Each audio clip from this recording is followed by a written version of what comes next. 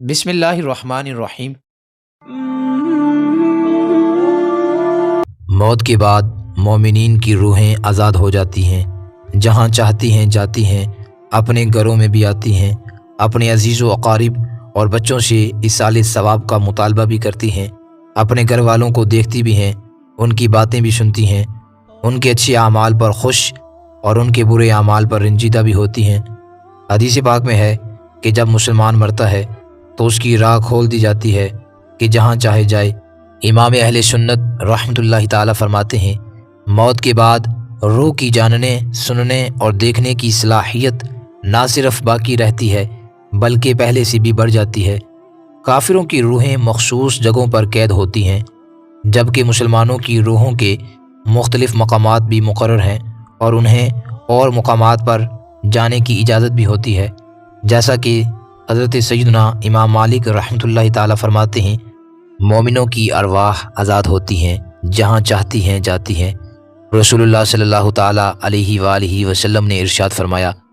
مومنین کی ارواح سبز پرندوں میں ہوتی ہیں، جنت میں جہاں چاہیں سیر کرتی ہیں۔ عرض کی یا رسول اللہ صلی اللہ تعالی علیہ وآلہ وسلم، کافروں کی روحیں؟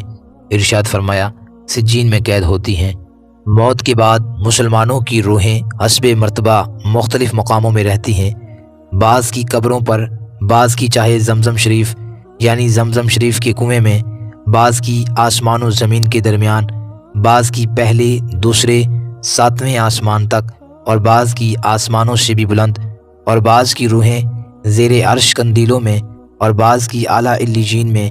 مگر روحیں کہیں بھی ہوں، اپنے جسم سے ان کو تعلق بدستور رہتا ہے۔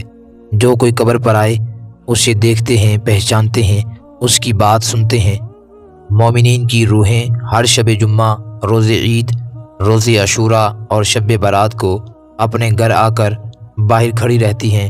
اور ہر روح غمناک بلند آواز سے ندا کرتی ہے، اے میرے گھر والو، اے میری اولاد، اے میرے قرابت دارو، صدقہ کر کے ہم پر مہربانی کرو۔ سیدی اعلیٰ حضرت رحمۃ اللہ تعالی مزید ایک مقام پر فرماتے ہیں، بعض علماء محققین سے مروی ہے کہ روحیں شب جمعہ پھیلتی جاتی ہیں، پہلے اپنی قبروں پر آتی ہیں اور پھر اپنے گھروں میں۔ اور مزید فرمایا، بے شک مسلمانوں کی روحیں ہر جمعہ کی رات اور جمعہ کے دن اپنے گھر آتی ہیں اور دروازے کے پاس کھڑی ہو کر دردناک آواز سے پکارتی ہیں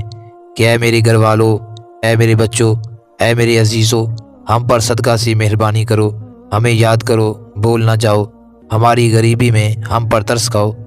حضرت ابن عباس رضی اللہ تعالی عنہما سے روایت ہے، جب عید یا جمعہ یا عاشورے کے دن یا شب برات ہوتی ہے، اموات کی روحیں آ کر اپنے گھروں کے دروازے پر کھڑی ہوتی ہیں اور کہتی ہیں، ہے کوئی ہمیں یاد کرے،